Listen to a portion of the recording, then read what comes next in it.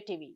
తెలంగాణ రాష్ట్రంలో సీఎం రేవంత్ రెడ్డి కొత్త కార్యక్రమానికి శ్రీకారం చుట్టారు. డిజిటల్ కార్డుల పంపిణీలో భాగంగా 239 ప్రాంతాల్లో పైలట్ ప్రాజెక్టు సర్వే చేపట్టారు.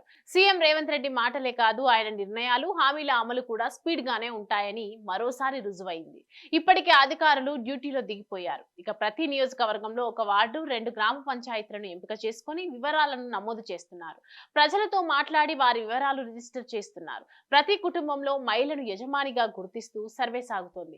కుటుంబంలో ఎవరెవరు ఉంటున్నారు, ఎన్ని ఇళ్లు ఉన్నాయి, ఎన్ని ఫ్యామిలీస్ ఉంటున్నాయి, చదువుకుంటున్న వాళ్ళు ఎంతమంది, కుటుంబ పెద్ద, ఏం పని చేస్తున్నారు, రేషన్ కార్డు ఉందా, ఆధార్ కార్డులో ఏమైనా తప్పులున్నాయా, లేకుంటే సరిచేయాల్సినవి ఏమైనా ఉన్నాయా, ఇలా అన్నింటిపై ఆరా తీస్తున్నారు. వీటన్నింటితో పాటు పెళ్లైన ఆడపిల్లలు ఉంటే రేషన్ కార్డు నుంచి తొలగించడం, కొత్తగా పెళ్లై ఉంటే కొత్త రేషన్ కార్డు ఇచ్చి ఏర్పాటు చేయడం లాంటివి కూడా చేస్తున్నారు. ఇలా ప్రతి విషయాన్ని అడిగి తెలుసుకుంటున్నారు. ఏ విషయాలు దాచొద్దని, అలా చేస్తే భవిష్యత్తులో సమస్యలు ఎదుర్కోవాల్సి వస్తుందని అధికారులు సూచిస్తున్నారు. సర్వేలో ఎలాంటి పొరపాట్లకు తావు లేకుండా ఉండేందుకు చర్యలు తీసుకుంటున్నారు.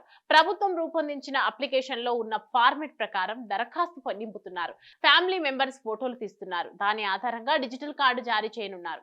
ఇకపై అన్ని సంక్షేమ పథకాలు, అన్ని సదుపాయాలు పారదర్శకంగా అందించేందుకు ఫ్యామిలీ డిజిటల్ కార్డు తీసుకొస్తున్నట్లు సీఎం రేవంత్ రెడ్డి చెప్పారు. భవిష్యత్తులో డిజిటల్ కార్డుతో 30 రకాల సేవలు అందనున్నాయి. దాదాపు 30 ప్రభుత్వ శాఖల వద్ద ఉన్న సమాచారాన్ని ఒక చోట చేర్చబోతున్నారు. ఫ్యామిలీ డిజిటల్ కార్డు అమల్లోకి వస్తే మాత్రం అదే రేషన్ కార్డు, అదే ఆరోగ్యశ్రీ కార్డు, అదే ఉచిత బస్ పాస్, అదే రైతు బీమా కార్డు, అదే విద్యార్థులకు ఫీజు రియంబర్స్మెంట్ కార్డు అవుతుంది. ఒక్క క్లిక్ తో ఒక ఫ్యామిలీ సమస్త సమాచారం అధికారుల వద్ద ఉంటుంది. ఏ శాఖ ఏ అవసరం కోసమైనా ఈ సమాచారాన్ని వాడుకునే వెసులుబాటు కలుగుతుంది. అందుకే సీఎం రేవంత్ రెడ్డి ఈ డిజిటల్ కార్డు అంశాన్ని ప్రతిష్టాత్మకంగా తీసుకొని సర్వే చేయిస్తున్నారు. మరి ఈ సర్వేలో ఎంతమంది లబ్ధిదారులు ఉంటారో చూడాలి.